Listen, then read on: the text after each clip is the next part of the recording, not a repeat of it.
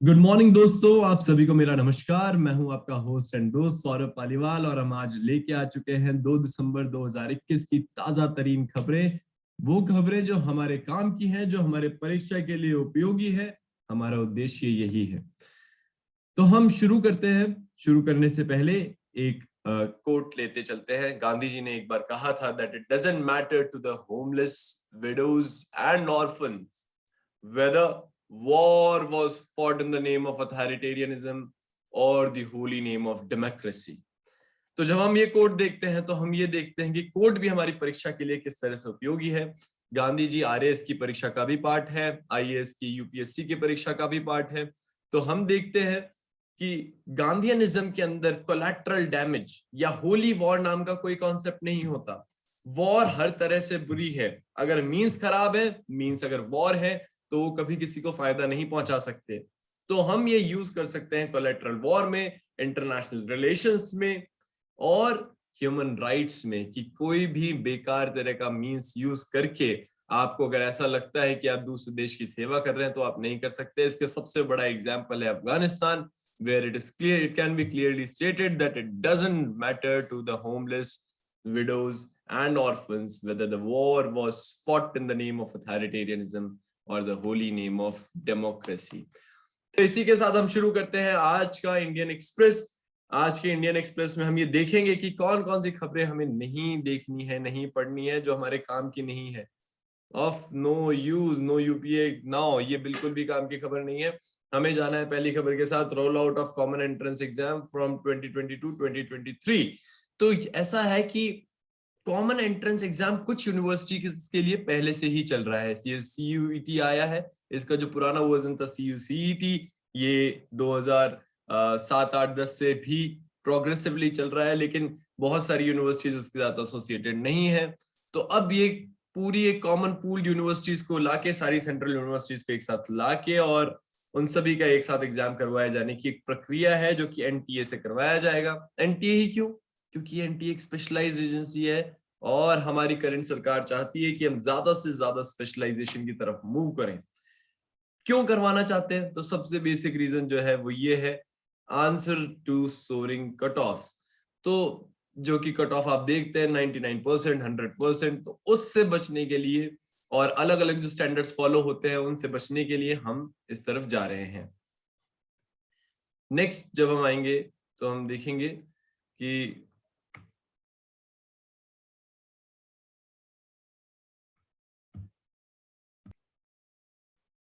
Next हम आगे चलते हुए देखेंगे कि और क्या क्या हमें यहाँ पे देखना चाहिए। तो जब आप फर्स्ट पेज पूरा कर लें तो फर्स्ट पेज के बाद हमारा अगला टारगेट होता है सीधा एक्सप्लेन पेज से एडिटोरियल पेज, क्योंकि सबसे ज्यादा टाइम और एनर्जी हमें जहां कंज्यूम करवानी चाहिए वो पेज नंबर 2 से चालू नहीं होती, वो चालू होती है हमारे पेज नंबर ज्यादा से ज्यादा 5 से, वरना एडिटोरियल से। हम पेज नंबर 5 पे वापस लौटेंगे। First we'll come to editorials. So basically explain से हम शुरू करते हैं। एक्सप्लेन में वापस जो पेज नंबर 1 में आया था उसी को एक्सप्लेन किया गया है कि common entrance test for central universities हो रहा है। तो उसका क्या प्लान है? प्लान तो यही है कि एक्चुअली सीयूसीईटी 2010 में लॉन्च किया गया था, बट अभी तक भी सिर्फ 12 सेंट्रल यूनिवर्सिटीज ने ही इसको ऑप्ट इन कर रखा है। तो अब क्या चेंज आ रहा है जब ये पहले से चल रहा है? तो व्हाट्स न्यू इन दिस? नया चेंज ये है कि this test will cover sciences, humanities, languages, art and vocation, मतलब बाकी सारे सब्जेक्ट्स को भी आप कवर कर देंगे। एक्सपेंशन के बाद क्या होगा और एक्सपेंशन क्यों हो रहा है? तिवारी कमेटी ने रिकमेंड किया है कि existing policies regarding quotas, subject combinations, preferences etcetera that govern a particular university, वो एप्लीकेबल रहें कॉमन टेस्ट के बाद भी। तो वो चीजें अभी भी एप्लीकेबल रहेंगी। रैशनली क्या है? रैशनली अगेन ये है कि जो आपकी नॉलेज, कंसेप्चुअल अंडरस्टैंडिंग है और नॉलेज अप्लाई करने की अंडरस्टैंडिंग है, वो चेक की जानी है नॉलेज चेक करने से ज्यादा। ठीक है? तो ताकि जो कोचिंग के सहारे जो लोग पैटर्न को समझ के या नॉलेज लेके या कुछ पर्टिकुलर तरीके, टूल्स के जरिए आप सिलेक्शन ले लेते हैं, उससे बेटर है कि आपकी कंसेप्चुअल क्लैरिटी और आपकी अंडरस्टैंडिंग के बेसिस पे आपका सिलेक्शन है। पर क्या क्रिटिसिज्म है इसका? सबसे पहला और बेसिक क्रिटिसिज्म है the children coming from very different socio economic background और उनको साथ में ये सोचना कि साथ में बैठेंगे और एक सेंट्रली सेट पेपर ले लेंगे, ये बिल्कुल भी फेयर नहीं है, क्योंकि हर देश, हर राज्य, हर जो भी हमारी सिचुएशंस हैं, उन सबके यहाँ अलग तरह की पढ़ाई होती है, अलग तरह के पैटर्न्स रहते हैं, और वो एक सेंट्रली सेट पेपर तो वन साइज फिट्स ऑल नहीं चलता। एज वी ऑलवेज सी कि there is no one size fits all approach. ठीक है। दूसरी चीज क्या है, many universities offer highly specialised और मल्टीडिसिप्लिनरी कोर्सेज ऑफर करती हैं बहुत सारी यूनिवर्सिटीज, और नेट स्कोर उनके लिए लेना for admission to PhD programme, that would be a terrible move. तो वो इक्वालिटी को कहीं ना कहीं प्रमोट नहीं करेगा, और स्पेशलाइजेशन की जगह एक जनरलाइजेशन ले आएगा, which is not good for academics at least. अगला हमारा जो इंपॉर्टेंट इसके अंदर एक्सप्लेन है, that is changing monsoon patterns. Changing monsoon pattern क्या बोलता है यहाँ पे? चेंजिंग मॉनसून पैटर्न बोलता है कि 30 साल के ट्रेंड को अगर देखा जाए, क्योंकि हमेशा क्लाइमेट 30 साल के ट्रेंड में ही मेजर होता है, ज्योग्राफी के स्टूडेंट्स को पता होना चाहिए कि 25 ईयर्स से कम का जब हम पैटर्न देखते हैं तो वेदर कहलाता है, 30 साल 25 साल का एक एग्रीगेट जो है वो क्लाइमेट कहलाता है। तो जब हम देखते हैं कि 30 साल का मॉनसून पैटर्न जो हमने पढ़ा, तो हमने ये रियलाइज किया कि 5 स्टेट्स में बरसात कम होती जा रही है। कौन कौन से हैं 5 state? UP, Bihar, north West Bengal, Meghalaya and Nagaland. ये कौन सी ब्रांच है? आप लोगों को पता होगा कि हमारे यहाँ, हमारे देश में 2 तरह की ब्रांचेस आती हैं। जो पहली ब्रांच आती है वो आती है अरेबियन सी वाली ब्रांच, ठीक है, और जो दूसरी ब्रांच आती है वो आती है बे ऑफ बंगाल ब्रांच। तो बे ऑफ बंगाल ब्रांच इधर से राइज करती है। तो जब बे ऑफ बंगाल ब्रांच राइज करती है तो वो बिहार, बंगाल और इन सारे स्टेट्स को कवर करते हुए जाती है। तो अब वो ब्रांच वीक होती जा रही है। और दूसरा ट्रेंड क्या है कि राजस्थान, नॉर्दर्न तमिलनाडु, आंध्र प्रदेश और adjoining areas of south west Odisha और अदर ये वाली जो जगह है, इनके अंदर हैवी रेनफॉल डेज बढ़ गए हैं। तो इसका कारण क्या है? इसका कारण इसमें नहीं दिया हुआ, लेकिन इसका जो मेजर कारण है वो है क्लाइमेटिक पैटर्न में चेंज, जो आपके बे ऑफ बंगाल और अरेबियन सी के जो टेम्परेचर्स हैं, टेम्परेचर एनोमलीज आ रही हैं कहीं ना कहीं। और आपका 2 इंपॉर्टेंट चीजें जो रोल प्ले करती हैं इस चीज के अंदर, वो है Indian ocean dipole. Indian ocean dipole constantly fluctuate हो रहा है। तो इंडियन ओशियन डाइपोल क्या होता है? आपको पहले ये बताते हैं कि इंडियन ओशियन डाइपोल बेसिकली होता है टेम्परेचर डिफरेंस बिटवीन आपका जो ईस्टर्न इंडियन ओशन है और वेस्टर्न इंडियन ओशन है, या फिर बे ऑफ बंगाल है और एबियन सी है, आप उस पर्सपेक्टिव में भी देख सकते हैं।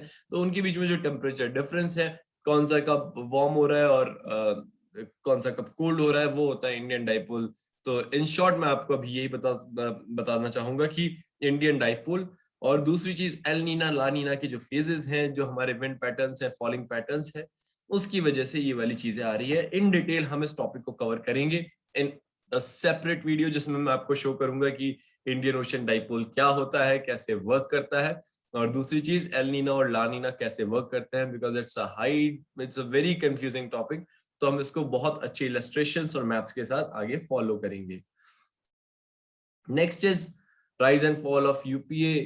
Unless and until you are a public administration student, आपको इस चीज की आवश्यकता नहीं पड़ेगी।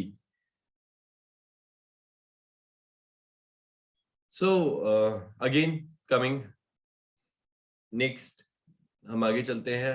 सुधा Bharadwaj bail. How come this Sudha Bharadwaj bail part is important? This is important because जो हमारे ह्यूमन राइट्स का जो मसला उठता है बार बार, और जो हमें पता है कि हमारा प्रिवेंटिव डिटेंशन, हमारी जितनी भी जेल्स हैं उसमें 62 से 65% पीपल जो है होल्ड है वो प्रिवेंटिव डिटेंशन पे है। तो प्रिवेंटिव डिटेंशन एक कभी भी एक डेवलप्ड कंट्री या एक अच्छी कंट्री की निशानी नहीं होते हैं।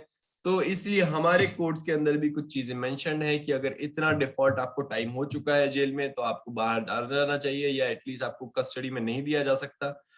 तो इन अ सिमिलर केस ये वाली चीज आई है। तो इसके अंदर एक प्रीलिम्स बेस्ड इंपॉर्टेंट क्वेश्चन आता है, दैट इज डिफॉल्ट और रेगुलर बेल। तो व्हाट इज अ डिफॉल्ट और रेगुलर बिल? तो डिफॉल्ट और रेगुलर बिल क्या होती है? वो यही होती है कि इन्वेस्टिगेटिव एजेंसीज को डेडलाइन दी जाती है कि भाई आप एक इन्वेस्टिगेशन कंप्लीट कर लो इस पर्टिकुलर टाइम में। अगर आपसे कंप्लीट नहीं हो पाती, देन बंदे को ही और शी विल गेट डिफॉल्ट और रेगुलर बेल।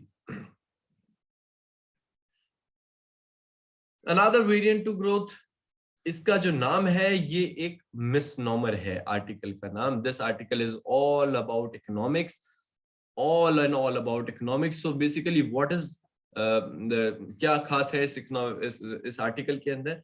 जब भी हम इकोनॉमिक्स पढ़ते हैं या जब भी इकोनॉमिक्स का कोई भी आंसर लिखते हैं, बेसिकली यूपीएससी में इकोनॉमिक्स के 4 से 5 क्वेश्चन आते हैं. पहले दो क्वेश्चन जो 10-10 नंबर के होते हैं पार्ट ए में, और पार्ट बी में जो पहले दूसरे 2 क्वेश्चन होते हैं जो कि ज्यादा मार्क्स के होते हैं. सो बेसिकली इस टाइप के 2-4 क्वेश्चंस आते हैं, और हर 4 क्वेश्चन के अंदर जो भी इकोनॉमिक्स का क्वेश्चन आया उसमें हमें 2 चीजें पता करनी होती है. एक होता है हमारी डाउन साइड थिंग्स, और एक होती है हमारी अपसाइड थिंग्स. अपसाइड थिंग्स का मतलब होता है जो दीज आर सम टर्मिनोलॉजीज जो कि अगर आप पेपर में यूज करेंगे, चाहे वो आरएस का पेपर हो चाहे वो यूपीएससी का पेपर हो, it will always help you. तो न्यूज़पेपर पढ़ने का सिर्फ यही फायदा नहीं होता कि आपको पॉइंट्स पता पड़ते हैं, बल्कि ये फायदा भी होता है कि आप उस सब्जेक्ट की जो डिक्शनरी है, वोकैबुलरी है, उससे आप रूबरू हो जाते हैं. सो हम देखेंगे कि डाउन साइड रिस्क क्या होती है, अपसाइड रिस्क क्या होती है, और जनरली इकोनॉमिक्स में दोनों ही जब आप आर्ग्यूमेंट लिखते हैं तो आप ये वाली चीजें देखते हैं. फॉर एग्जाम्पल, अगर आपको कोई बोले कि now India is on the path of growth, तो आप कैसे चालू करेंगे? आप बताएंगे कि yes and critically analyse, right. So आप चालू करेंगे that yes India is on path of growth. India ने सेकंड क्वार्टर में 8.4% जीडीपी की ग्रोथ हासिल करी है, और जो कि ये की बहुत फास्टर देन एंटिसिपेटेड रिकवरी थी. ठीक है, और इनफैक्ट नॉमिनल जीडीपी के टर्म्स में देखा जाए, because this is real GDP growth, तो रियल जीडीपी और नॉमिनल जीडीपी में भी मैं आपको हल्का सा डिफरेंस बता देता हूं. दैट रियल जीडीपी आपका इन्फ्लेशन हटा के जो जीडीपी है वो होता है, नॉमिनल जीडीपी आपके इन्फ्लेशन के साथ जो ग्रोथ हुई है वो होती है. तो अगर नॉमिनल जीडीपी ग्रोथ को देख लेंगे हम, तो वो 17.5%, 17.5% है सेकेंड क्वार्टर के अंदर. ठीक है, जो कि अपने आप में एक बहुत ही अच्छा ग्रोथ है.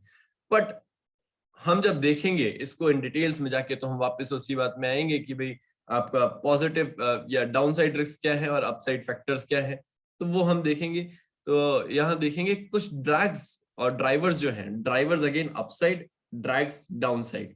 तो वो क्या क्या है? Sector wise the swift pace of vaccination और लो वायरल केस लोड ने एक जल्दी ब्रॉड राइजिंग रिकवरी शुरू करी है. वीकनेस किस चीज में आई है? हमारी मैन्युफैक्चरिंग में क्रैप्टन हुई है वीकनेस. क्यों? क्योंकि सप्लाई चेन बॉटलनेक्स आ गए. चाहे आप ऑटोमोबाइल का सेमीकंडक्टर शॉर्टेज देख लें या आप इलेक्ट्रॉनिक्स का शॉर्टेज देख लें, तो मैन्युफैक्चरिंग की जो भी शॉर्टेज है वो हमारे सेक्टर्स में आ गई है. और आप ये देखिए, लेकिन अच्छी बात क्या है, एग्रीकल्चर जो कि 15% ऑफ जीडीपी है, 4.5% ईयर ऑन ईयर से ग्रो हुआ है, विच is a good growth for agriculture sector. ये हम 4% की एवरेज ग्रोथ लेके मान के चलते हैं, और रियल ग्रोथ 4.5% की काफी अच्छी है. अगेन दो तरह के ड्राइवर्स होते हैं इकोनॉमिक्स में, एक होता है सप्लाई साइड ड्राइवर, एक होता है डिमांड साइड ड्राइवर. तो सप्लाई साइड ड्राइवर की अगर बात करें, तो सप्लाई साइड ड्राइवर में 2 तरह के ड्राइवर्स हैं, मैन्युफैक्चरिंग ड्राइवर और एग्रीकल्चर ड्राइवर.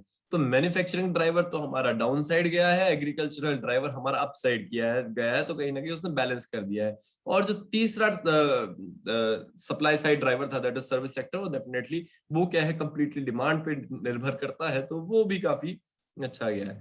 तो डिमांड साइड में क्या हुआ है कि गड़बड़ कहां हुई है डिमांड साइड में, कि गवर्नमेंट का कंजम्पशन जो कि बढ़ना चाहिए था, हमने कल भी बात करी थी, तो वो गवर्नमेंट का कंजम्पशन कम हो गया है, और कॉन्ट्रैक्ट हो गया है 14.2% in the second quarter itself, right. So जबकि वो बढ़ना चाहिए था. बट अच्छी चीज क्या हुई है, दैट हमारा gross fixed capital formation GFCF वो बढ़ गया. यहाँ पे उसका जीएफसीएफ का नाम नहीं लिया गया, इन्होंने फिक्स्ड इन्वेस्टमेंट का नाम लिया as a percentage of GDP, but that is GFCF. वो बढ़ गया है, और वो 11% की दर से बढ़ा है, विच is a very good thing. तो अब क्या है, पब्लिक और प्राइवेट इन्वेस्टमेंट और स्पेशली कैपिटल इन्वेस्टमेंट दोनों ही बढ़ रहे हैं. इसमें गवर्नमेंट का फोकस जहां रहा वो रहा पीएलआई स्कीम पे. पीएलआई स्कीम क्या थी? Production linked incentive scheme. इसको आप जरूर देखिएगा, ये एक एम्बिशियस योजना थी गवर्नमेंट की. गवर्नमेंट ने 14 सेक्टर्स को टारगेट किया था इस चीज के अंदर. एक क्वेश्चन ये भी आ सकता है, इसको हम अलग से वीडियो में डिस्कस करेंगे कि किस तरह से पीएलआई स्कीम सक्सेसफुल रही या नहीं रही. तो इस चीज के ऊपर भी एक क्वेश्चन आ सकता है, या फिर अगर आप आरएस की प्रिपरेशन कर रहे हैं, तो ये पूछा जा सकता है पीएलआई स्कीम में किन 5 सेक्टर्स को, 14 में से किन 5 सेक्टर्स को फोकस किया गया. So anything out of that, right. So will discuss it later on. दूसरी चीज यहाँ पे ये बोलते हैं कि और क्या अच्छी चीज हुई है कि ब्राउनफील्ड इन्वेस्टमेंट चालू हो गए, किक इन चालू हो गए। दो तरह के इन्वेस्टमेंट होते हैं, ब्राउन फील्ड और ग्रीन फील्ड। जो नहीं जानते उनके लिए बता देता हूँ कि ग्रीन फील्ड इन्वेस्टमेंट वो होते हैं जो कि शुरुआत से फ्रॉम स्क्रैच किसी चीज को किया जाए, जहां पे कुछ भी नहीं है वहां पे आपने एक एयरपोर्ट खड़ा कर दिया। ब्राउन फील्ड इन्वेस्टमेंट क्या होता है कि एयरपोर्ट है, धराशायी हालत में है, 1950 में चला करता था, लेकिन आपने उसको दोबारा शुरू करने के लिए वहां पे इन्वेस्टमेंट ओपन कर दिए, वो है आपका ब्राउन फील्ड इन्वेस्टमेंट। सो ब्राउन फील्ड इन्वेस्टमेंट शुरू हो गए हैं वापस से, तो कहीं ना कहीं ग्रीन फील्ड भी दोबारा से किक इन हो जाएंगे, which is a good thing. मतलब लोग देख रहे हैं कि हाँ, there will be some demand some supply. So दूसरी तरफ देखें तो प्राइवेट कंजम्पशन जो कि 55% ऑफ जीडीपी है, वो मिक्स रन पे चल रहा है, बट आप उसका ईयर ऑन ईयर ग्रोथ देखें तो 8.6% ईयर ऑन ईयर ग्रोथ उसने ली है। That is very good thing. तो कंजम्पशन पैटर्न जो है, जो कि इंडिया की अप्रोक्सीमेटली 60% ऑफ जीडीपी को कॉन्स्टिट्यूट करता है, तो कंजम्पशन पैटर्न आपका काफी अच्छा बढ़ रहा है। लेकिन हमने कुछ दिनों पहले एक कर्व डिस्कस किया था, दैट वाज अ के शेप्ड कर्व। कौन सा कर्व था? के शेप्ड कर्व। के शेप्ड कर्व क्या होता है? नाउ पॉइंट इज दैट कि के शेप्ड कर्व क्या होता है? के शेप्ड कर्व होता है कि अमीर तो जो है वो इस वाली ट्रेजेक्टरी पे चल चुके हैं, द अपवर्ड ट्रेजेक्टरी, क्योंकि ये लोग या तो आपके सर्विस सेक्टर से बिलोंग करते थे, या फिर आपके एफ्लुएंशियल सेक्टर से बिलोंग करते थे, इन्वेस्टमेंट सेक्टर से बिलोंग करते थे, which has seen a recovery. पर हमारा जो गरीब है वो डाउनवर्ड ट्रेजेक्टरी पे मूव कर चुके हैं, क्योंकि ये सिर्फ और सिर्फ मैन्युफैक्चरिंग और प्राइमरी कंस्ट्रक्शन बिल्डिंग और सेक्टर से बिलोंग करते थे। तो उस वजह से क्या हुआ है कि कंजम्पशन हमारा स्क्यूड हो गया है, जिनके पास पैसा नहीं है, क्योंकि ये एक बहुत बड़ा तबका है जिसके पास पैसा नहीं है, तो यहाँ पे कंजम्पशन कमजोर हो गया। और जिनके पास पैसा है, पर क्योंकि हम एक पढ़ते हैं मार्जिनल प्रोपेंसिटी टू कंज्यूम, तो हम जब मार्जिनल प्रोपेंसिटी टू कंज्यूम देखते हैं तो हम ये देखते हैं कि आप एक थ्रेशोल्ड से ज्यादा अगर आपके पास पैसा बढ़ता जाएगा तो आपका कंजम्पशन जरूरी नहीं है कि बढ़ेगा। तो जब आपका कंजम्पशन नहीं बढ़ेगा तो आपके पास कितना भी पैसा बढ़ जाए, इस ग्राफ के पास ज्यादा कंजम्पशन नहीं बढ़ सकता। तो हमारा अब क्या फोकस होना चाहिए कि इस कर्व को वापस से मजबूत किया जाए। अगर आपसे तरीके पूछे जाएं कि इस कर्व को कैसे मजबूत किया जा सकता है, तो आप क्या बताएंगे? पहला तरीका महात्मा गांधी नरेगा, या फिर रूरल डिमांड को जनरेट करना, ग्रो करवाना कैसे भी करके, चाहे वो अच्छे फार्म के थ्रू हो, जो कि हुआ है, या फिर दूसरी चीज किसी ना किसी फॉर्म में इनको कंस्ट्रक्शन या स्किल बेस या किसी भी तरीके से दूसरे मैन्युफैक्चरिंग अपहाइक करके इसको इंप्रूव कराना। भाई कॉटन टेक्सटाइल, हमारा इकोनॉमिक सर्वे भी बात करता है कि हम टीयर 2 और टीयर 3 सिटीज में ले जाए, ताकि ये वाला जो हमारा तबका है ये बढ़ जाए, ये भी इसके साथ पैरेलल ग्रोथ करे। नेक्स्ट इज, और क्या एक छोटा सा पॉइंट आया है कि cascading of input cost to end consumers और स्पाइक इन वेजिटेबल इन्फ्लेशन। तो ये कंजम्पशन नेगेटिव होते हैं। अगर आपका ज्यादा इन्फ्लेशन बढ़ जाएगा, 6% ज्यादा बढ़ रहा है, जैसे कि 11% 12% तक जा रहा है आपका वेजिटेबल इन्फ्लेशन, तो वो आपके कंजम्पशन को ब्लीक करते हैं, तो हमें उस पर भी ध्यान देना होगा। तो कहीं ना कहीं अब वो टाइम आ गया है कि आप मॉनेटरी पॉलिसी को भी रिविजिट कर सकती है गवर्नमेंट। नेक्स्ट हमारा जो आर्टिकल है, it's know your lordship, it's more और लेस अबाउट कि आपका जो जुडिशियल एक्टिविज्म है वो किस लेवल तक आ चुका है। बेसिकली इंडिया, आपको जैसा कि पता होगा, India advocates about procedure established by law, but धीरे धीरे धीरे हम ड्यू प्रोसेस ऑफ लॉ की तरफ मूव करते जा रहे हैं। क्या मतलब अंतर होता है प्रोसीजर स्टैब्लिश्ड बाय लॉ और ड्यू प्रोसेस ऑफ लॉ में? तो procedure bye established by law वो होता है जिसमें जो लॉ ने स्टैब्लिश कर दिया प्रोसीजर, जुडिशरी बस उसके ऊपर एक्ट करता है। दूसरा होता है ड्यू प्रोसेस ऑफ लॉ, जिसके अंदर जुडिशरी ये चेक करने लग जाता है कि क्या लॉ भी सही बना है, क्या प्रोसेस सही फॉलो हुआ है। तो कहीं ना कहीं डिस्क्रिशनरी और एक्टिविस्ट रोल आ जाता है। और हम देखते हैं केशवानंद भारती केस 24 अप्रैल के बाद से चीजें थोड़ी सी बदलना शुरू हो गई है, बेसिक स्ट्रक्चरल डॉक्ट्रिन आ गई है। और हमारे बहुत सारे सीजीआईज ने भी यही बोला है कि जुडिशियल ओवररीच से बचना चाहिए, जुडिशियल ओवर एक्टिविज्म से बचना चाहिए कोर्ट को। तो इसके ऊपर अपन एक अलग से वीडियो बनाएंगे और डिस्कशन करेंगे कि क्या जुडिशियल ओवररीच और जुडिशियल एक्टिविज्म जरूरी है, और उसमें जितने भी सारे फिलोसोफर्स हैं हमारे, उन सारे, फिर भले वो सुब्रमण्यम हो या कोई भी, हम उन सबको डिस्कस करेंगे और देखेंगे कि इंडियन जुडिशियल एक्टिविज्म किस तरफ जा रहा है। पर बेसिकली इस आर्टिकल के अंदर क्या क्या इंपॉर्टेंट चीजें हैं, दो चार पहली चीज सुप्रीम कोर्ट का अपॉइंटमेंट किस आर्टिकल से होता है, दैट इज 124(4). रिमूवल के लिए आपका 124(4). सिमिलरली हाई कोर्ट के जज के रिमूवल के लिए आर्टिकल 217। ठीक है।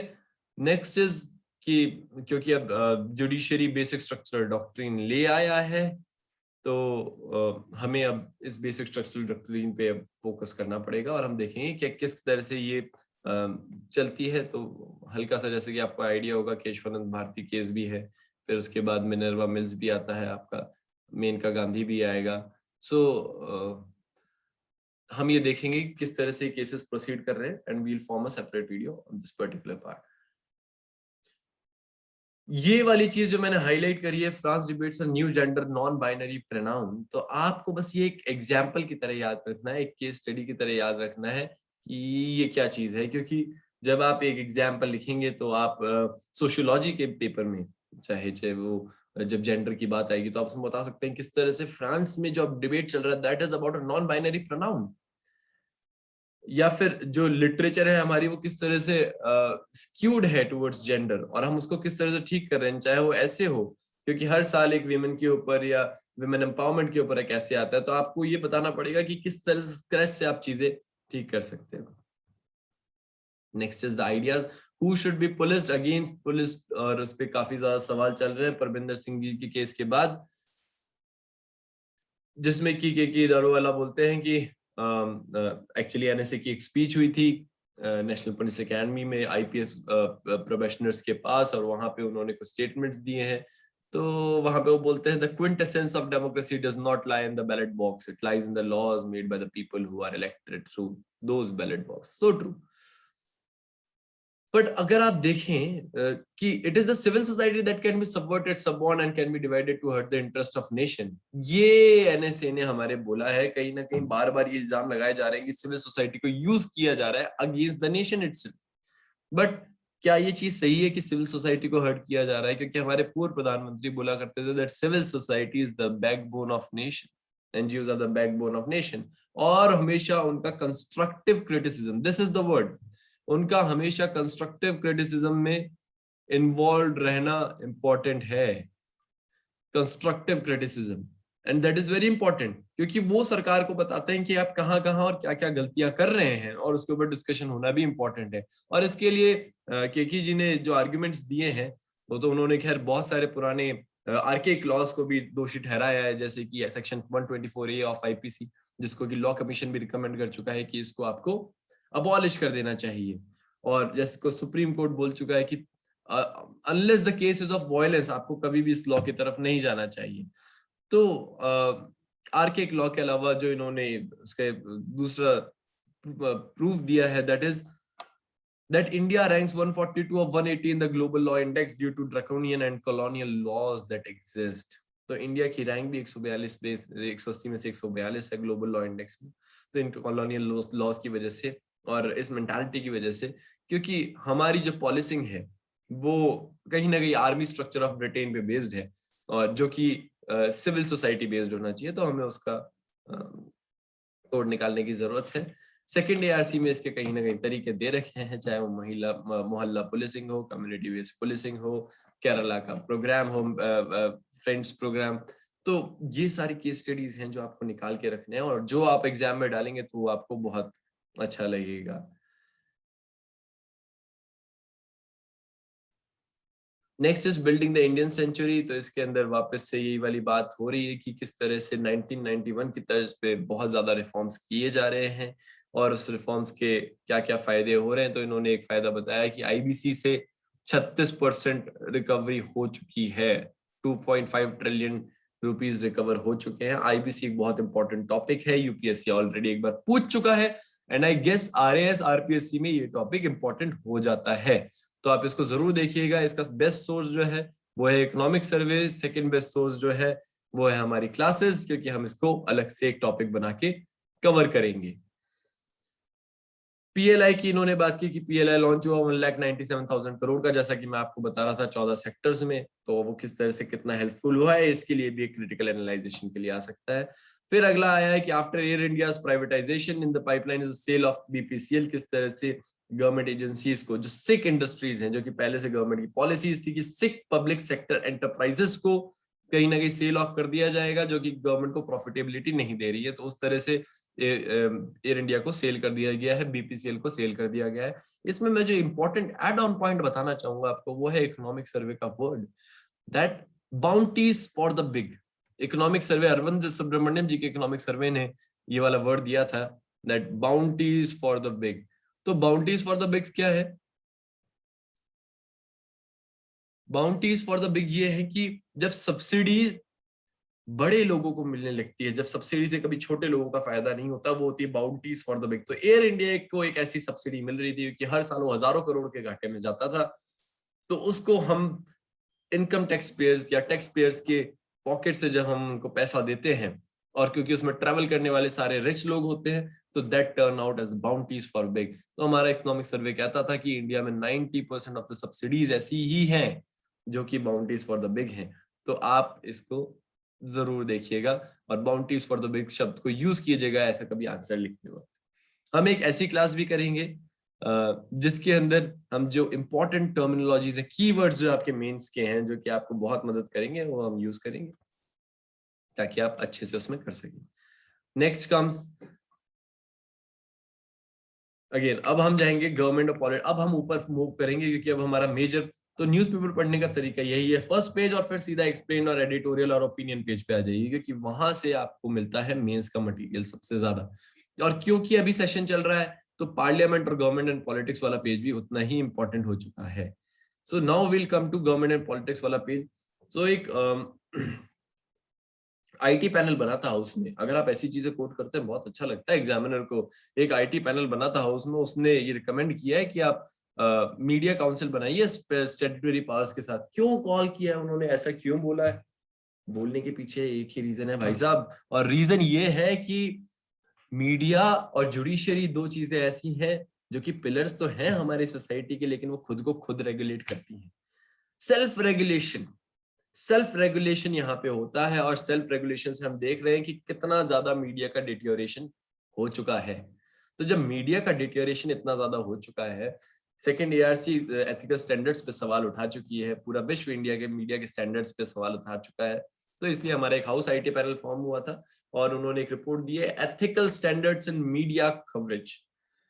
तो उन्होंने बोला कि करंट रेगुलेटरी बॉडीज जो है, PCI, news broadcasting standards authority, वो इफेक्टिव नहीं। इनफैक्ट पीसीआई तो एक ऐसी बॉडी है जिसके पास सारी की सारी मीडिया के लिए पावर्स ही नहीं है, क्योंकि एनबीए से भी एक सेल्फ रेगुलेटरी बॉडी है, ठीक है। और जो पीसीआई है, press control of sorry PCI है, तो पीसीआई के पास सिर्फ और सिर्फ प्रिंट मीडिया वाली पावर्स हैं, राइट। तो बाकी की डिजिटल मीडिया और इन सबको कौन हैंडल करेगा? कोई बॉडी नहीं है, देयर इज नो बॉडी। तो अब हमने क्या डिसाइड किया कि नहीं नहीं कुछ तो जरूरी है, तो इन्होंने बोला कि भैया आप एक वाइडर मीडिया काउंसिल बनाओ, not encompassing not just print media but the electronic and digital media as well. तो media council is the recommendation. अब बनाए ना बनाए सरकार, हमें ये मतलब है कि हम एग्जाम में लिख के आ सकते हैं कि हाँ भी मीडिया काउंसिल रिकमेंड हो गई थी, और media council house IT panel ने रिकमेंड करी है, विच इज वेरी एसेंशियल। दूसरी चीज उन्होंने बोला कि एक मीडिया कमीशन बनाओ, comprising experts for wider consultation amongst the interested group stakeholders, ठीक है। और आईबी मिनिस्ट्री को देखना चाहिए कि वो रेगुलेटरी फ्रेमवर्क को एक्सपैंड कर सके। सो क्या क्या प्रॉब्लम क्या क्या आती है मीडिया में जब हम लिखते हैं, तो आप ये देखिए कि क्या क्या paid news, fake news, TRP manipulation, media trial, sensationalism. Sensationalism के लिए एक और वर्ड यूज किया जाता है, बहुत अच्छा होता है, येलो जर्नलिज्म। ये वर्ड यूएस में ओरिजिनेट हुआ था, वहां पे इसके लिए कमिटीज बैठी थी, वहां पे इसके लिए उपाय हुए थे, लेकिन बेसिकली इंडिया में बहुत जरूरत है भैया सेंसेशनलिज्म ही है। इंडिया का media is moving towards yellow journalism, journalism, yellow journalism. Next is Indian farmers opt for complex fertiliser. इस पॉइंट को हाईलाइट करने के पीछे मेरा कोई ऑब्जेक्टिव नहीं है, सिर्फ एक ही चीज, कॉम्प्लेक्स फर्टिलाइजर होते क्या है? What are complex fertilisers? Basically हमारे पास अलग अलग फर्टिलाइजर्स है, यूरिया है, फॉस्फेट है, पोटाश है, सब कुछ है, पर वो अलग अलग है। यूरिया पे सब्सिडी मिलती है तो लोग यूरिया यूज करते हैं, गवर्नमेंट ने एनबीएस लॉन्च कर दिया। एनबीएस समझ आता है आपको? Nutrient based scheme. कितना न्यूट्रिएंट है आपकी उसके अंदर, उतना ही आपको सब्सिडी मिलेगा पोटैश और फास्फोरस में, लेकिन उसका भी कुछ फायदा नहीं हुआ। तो बेसिकली क्या है, कुछ कॉम्प्लेक्स फर्टिलाइजर लॉन्च हुआ है। तो कॉम्प्लेक्स फर्टिलाइजर का मतलब होता है कि जिसमें आपका नाइट्रोजन, पोटैश और फास्फोरस और सल्फर सारे एक पर्टिकुलर कॉम्बिनेशन में मिलकर डल जाएंगे आपकी सॉइल हेल्थ कार्ड के हिसाब से। कितना अच्छा है ना, मतलब 4:2:1 के रेशियो की जगह जो एनपीके का रेशियो होना चाहिए उसकी जगह 8.5, 9.5, कुछ जगह तो 12, 13 पहुंच जाता है, वो रेशियो चल रहा है। हमारी फसलें खराब हो रही है। So this is a direction कि किस तरफ हमारा एग्रीकल्चर मूव होना चाहिए। So these are complex fertilisers.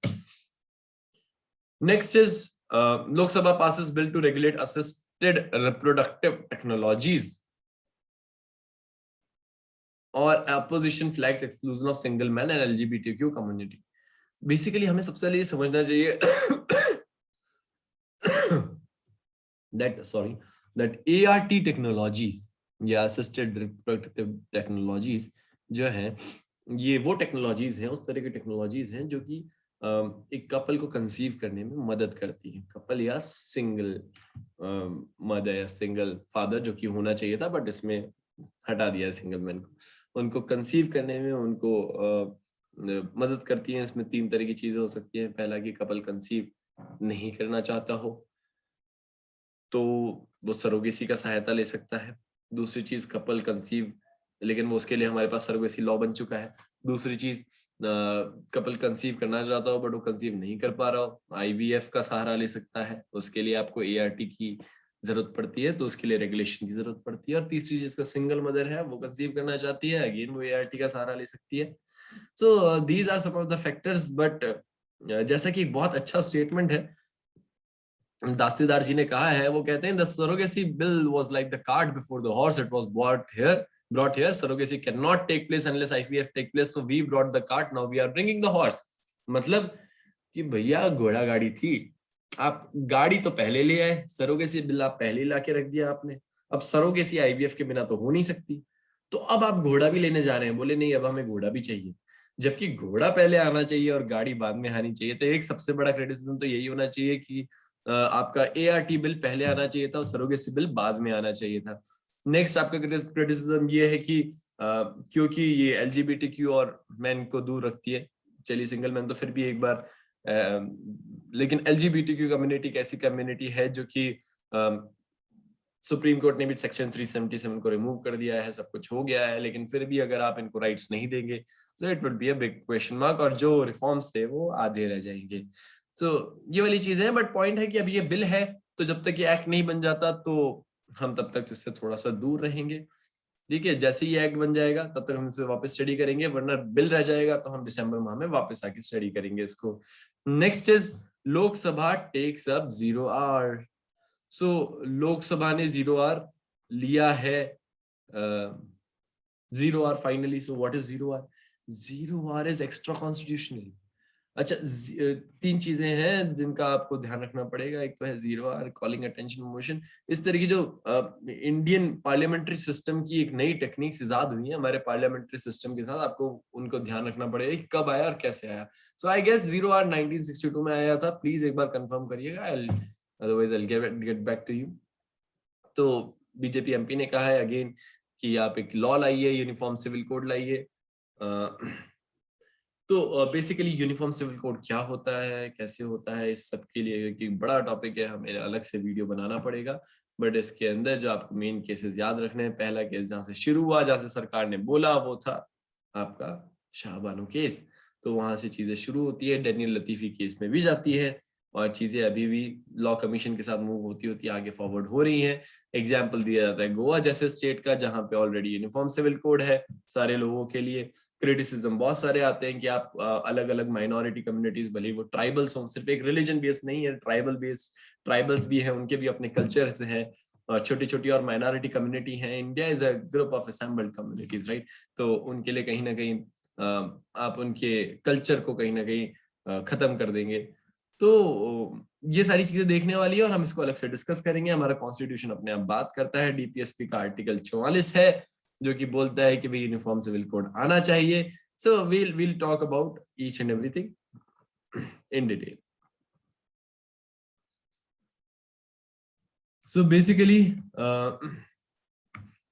Now I guess we are done with today's newspaper.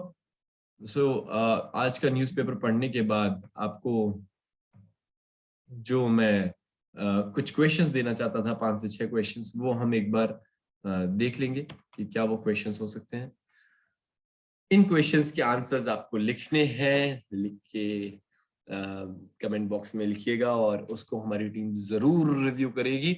So these are some basic questions और इसको हम वापस डिस्कशन लेके भी आएंगे इसके मॉडल आंसर्स का। So get ready with these questions, these are some important questions of today. तो कुछ आज के न्यूज़पेपर में से हैं, कुछ आज के इंपॉर्टेंट न्यूज में से हैं।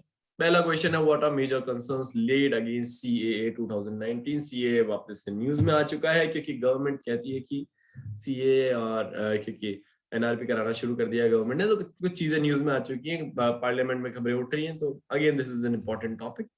तो एक छोटा सा स्ट्रेट फॉरवर्ड क्वेश्चन है। Next is, India's brain migration is evolving as Indian soft power. So basically this question is in context of जो हमारे नए ट्विटर के सीईओ हैं पराग अग्रवाल जी, तो कहीं ना कहीं उनके लिए, उनके कंटेक्स्ट में ये क्वेश्चन है कि जो इंडिया का ब्रेन ड्रेन हुआ था, ब्रेन माइग्रेशन हुआ था, वो अब इवॉल्व होकर इंडियन सॉफ्ट पावर बन चुका है। कमेंट कीजिए। तो आप कमेंट इस पे बहुत अच्छा लगेगा, आप लोगों को आंसर्स लिख के कम से कम 15-20 नाम तो सबके दिमाग में यूं ही होवर होते रहते हैं जो जो इंडियन सॉफ्ट पावर का हिस्सा है। Next is, policing in India requires people specific approach. K Daruwala के आर्टिकल को एक बार वापस रेफर कीजिएगा, उनकी देखिएगा, 3-4 कमिटीज को रेफर कीजिएगा। कल के आर्टिकल में भी जूलियन रिबेरो की कमेटी थी, तो बेसिकली प्रकाश सिंह कमेटी को एक बार देखिएगा। इन सबका लिख के policing in India require people specific approach, जिस पे जरूर आंसर लिखिएगा क्योंकि ये क्वेश्चन बहुत लॉन्ग टाइम से पेंडिंग है। Next is, what is judicial activism? लगातार पूछा जा रहा है but still it is important, still very important question. What is judicial activism? हम इसके ऊपर सेपरेट वीडियो बनाएंगे, उससे पहले आप जरूर लिखिएगा इसका answer. Explain with reference to recent examples. Quote कीजिएगा, जजेस ने भी बोला है कि ये जुडिशियल ओवर एक्टिविज्म था, बताइएगा। और जुडिशियल एक्टिविज्म और ओवर एक्टिविज्म में डिफरेंस रखिएगा यहाँ पे। Next is, comment on deontology and how to use deontology in public life. Gandhi से हमने शुरू किया था, कांत पे हम खत्म कर रहे हैं। गांधी और कांत एक ही थाली के दो पहलू है, एक ही सिक्के के दो पहलू हैं। और डियोंटोलॉजी और उसका यूज पब्लिक लाइफ में जरूर बताइएगा। और इसी के साथ हम आज का सेशन खत्म करते हैं। हम जल्दी एक प्रीलिम स्पेसिफिक प्रोग्राम और एक आईएलपी भी लॉन्च करेंगे। So our only objective will be कि किस तरह से हम आप लोगों को मैक्सिमम नॉन मॉनेटरी फायदा दे सके। सो प्लीज जुड़िए हमारे साथ। Thank you so much.